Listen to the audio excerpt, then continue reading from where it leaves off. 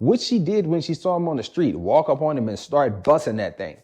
That's what should have happened. Like the first time she saw him, shoot him now. Like he's sitting there waiting.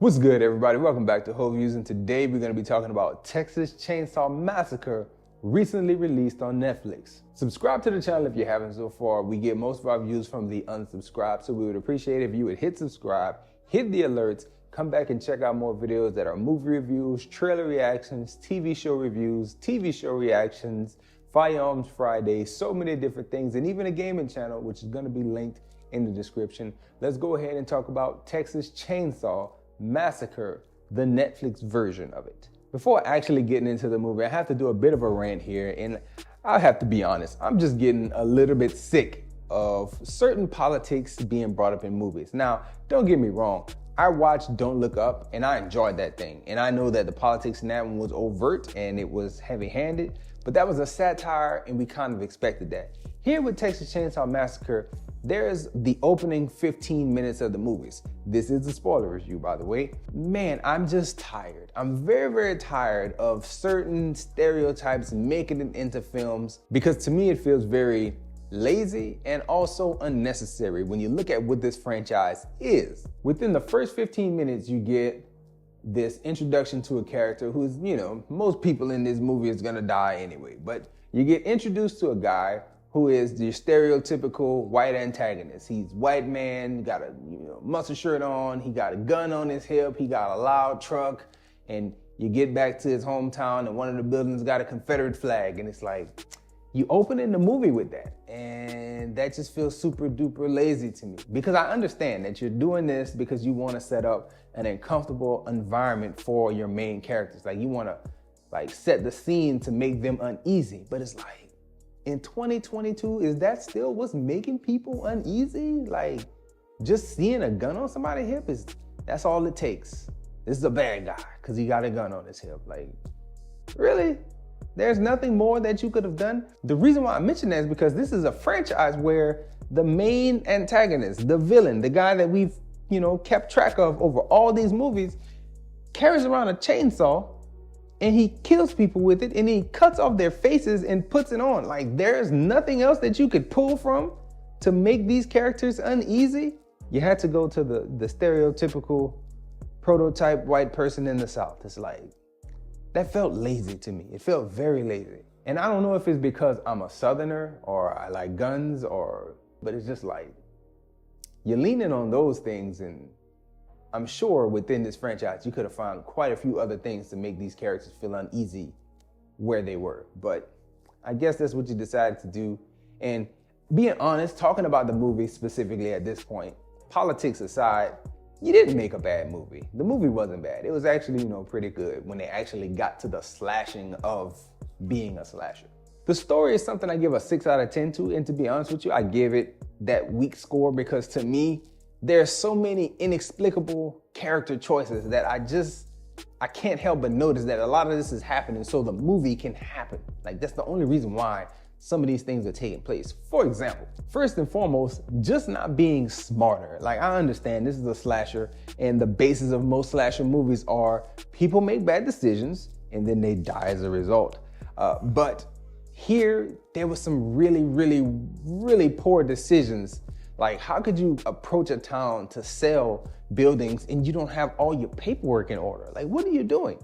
Are you serious right now? The most glaring part of the movie that I felt was just egregious in the fact that we are just dragging the story out at this point is when the quote unquote heroine, like the way she was building a trailer was the heroine from 40 years ago. She lived through it, that sole survivor.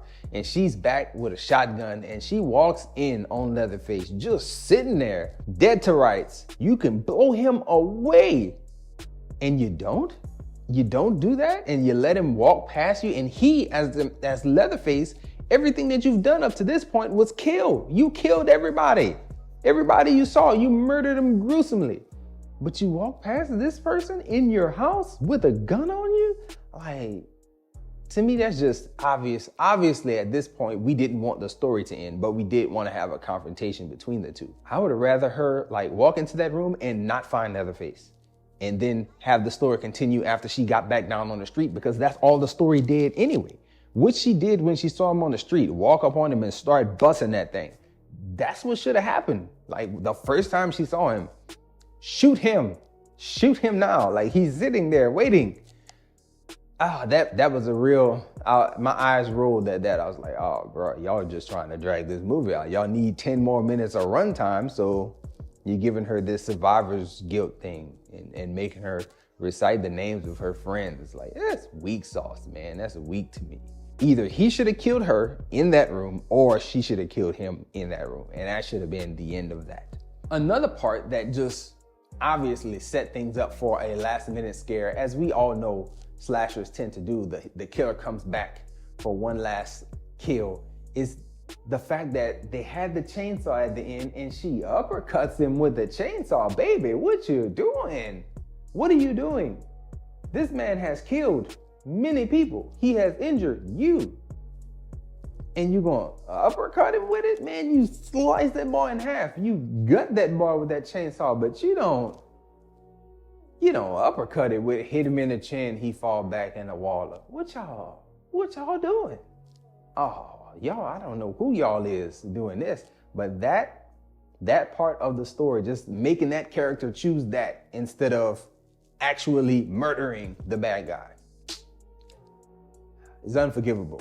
It's unforgivable. That's the best word. The word that came to me is unforgivable, because he should have been dead. This movie should have been finished when he fell back in that water, but they chose to go other ways. And obviously it's just y'all want to drag the story out. Y'all want to leave things open for a sequel.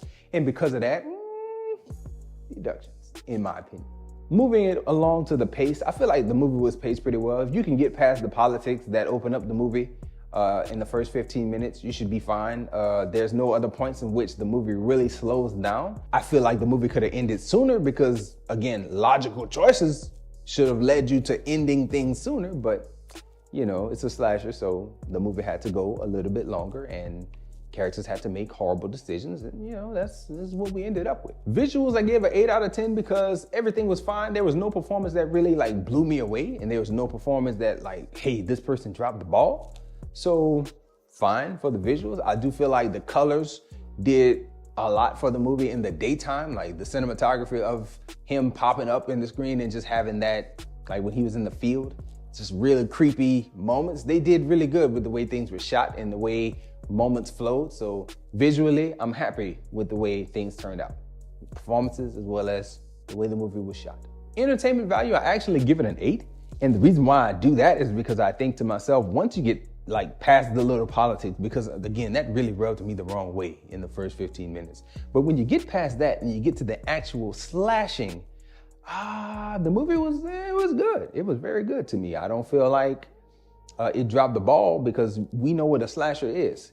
Young people making horrible decisions and dying for it. And that happened. That happened a lot. And it was entertaining if that's what you want to sign up to see. And leading from that right into rewatchability, I give it a 6. Most of the time, rewatchability is the hardest category that I give, because it's like, do I want to sit back through this? Even if it's really good, it may not be really rewatchable. And Texas Chainsaw to me is rewatchable. I'm actually on the verge of possibly rewatching it again with an audience tonight. And if I do, I'll pose that question to them like, hey man, did you notice that first 15 minutes? Did that do anything for you? Because to me, I remember even watching the trailers, you saw that OG character come back from the old Texas Chainsaw, and even in the movie, okay, you get that intro, that 15 minutes of let's point the finger at Southerners who have guns and trucks and in Confederate flags. But then when the heroine shows up, her first action after she puts her phone down is to pick up a big bag of guns. And now all those guns are way more useful. Like that, and also I forgot to mention the inclusion of having a school shooter victim be one of the victims here. I feel like that was almost a bit too much. Not necessarily too political, but just like, hey, I don't know about that one. Like touching that one, I don't know about that. It's a bold decision. I don't know if I'd have went with that. But hey, filmmakers make their films, and we come here, we talk about them, we discuss them. So leave me a comment in the comment sections. Do you feel like the first 15 minutes of that movie like really did anything for you politically? Did it touch a vein? Did it not? Did you even notice it? Because for me, it was a glaring thing. For other people, maybe it wasn't such a glaring thing. And also, how do you feel about the school shooter victim being present? I feel like that was kind of risque. I don't know if I would have done that. So let me know your thoughts, please. I'm looking forward to hearing from you all in the comment section below. Enjoy yourself, guard your heart, go watch something good.